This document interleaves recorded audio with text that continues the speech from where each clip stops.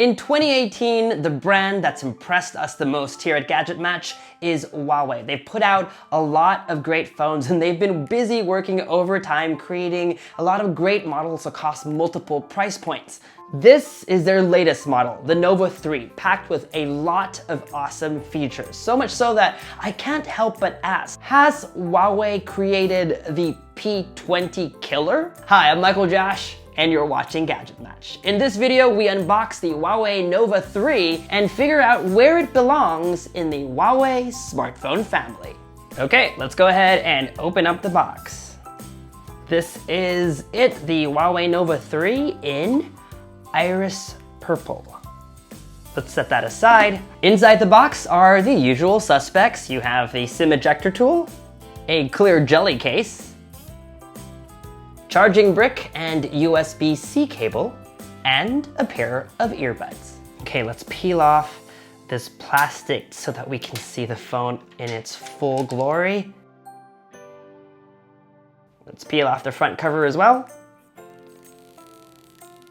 You'll find that all the text is written horizontally, and that's because this is really intended to be a camera smartphone.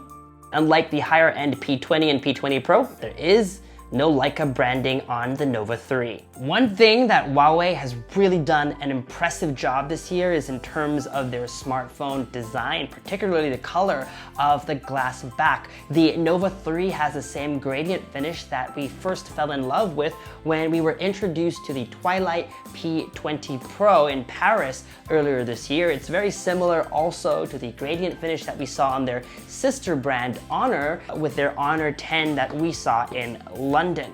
If you look closely, you can see the evolution of Huawei's design. While the P20 Pro had a stainless steel-like finish on its trim, this one continues the color all around the smartphone. You'll also find the same finish on the more affordable Nova 3i, but if you look closely, the 3i has a flat back that's just flat, while the corners of the Nova 3 are curved. When you flip the phones around on the table, you'll find that all of them have notches. But what sets the Nova 3 apart is that it has two selfie cameras. That second camera is supposed to help with the background blur of your selfies, and here are some samples so you can see the difference. Another difference is the positioning of the fingerprint sensor. They're both on the back of the phone on the Nova 3 and the Nova 3i. On the Huawei P20 Pro, it's on the front of the device, and on the Honor 10, it's actually baked into the glass on the front of the phone.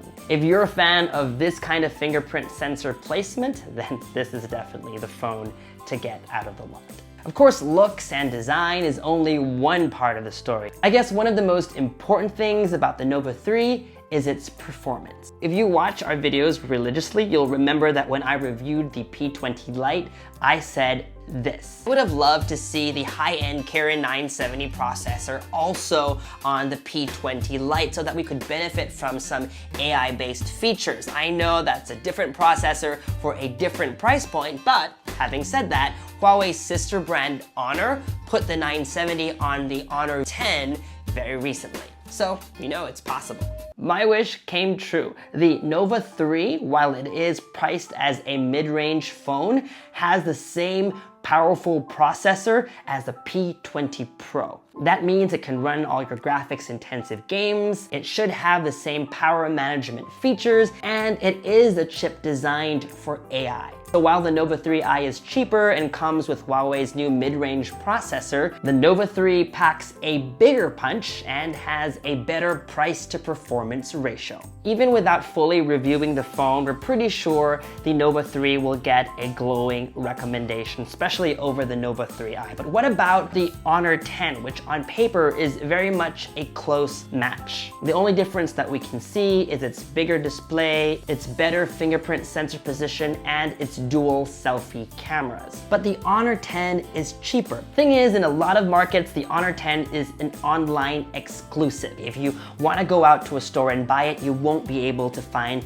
the Honor 10 in most countries. And of course, as we always say on GadgetMatch, experience always trumps specs, so we'll have to kind of put these phones through its paces in the real world to see if there is a significant difference that will justify one over the other. So now, where does the Nova 3 fit in the Huawei smartphone family? Up at the top, Huawei's Mate series, which is going to be updated in a few months. Then of course you have the P20 Pro and the P20. At this point, I would just forget the P20 Lite. That's where the Nova 3 comes in. You could either call it their affordable flagship or their top of the line mid-range model. Underneath that, you have the more affordable Nova 3i, and then under that, you have their budget Y series. At GadgetMatch, and because we're so excited about this, is because we see it as their value for money model, a very important smartphone similar to the OnePlus 6 and the Xiaomi Mi 8. It's a phone for the everyday user who does not want to spend over $1,000 on a smartphone,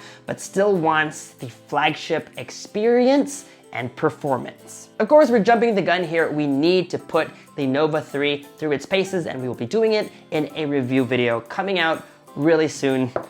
Knock on wood. Until then, make sure to subscribe to our YouTube channel, follow GadgetMatch on social media, and make GadgetMatch.com your daily habit.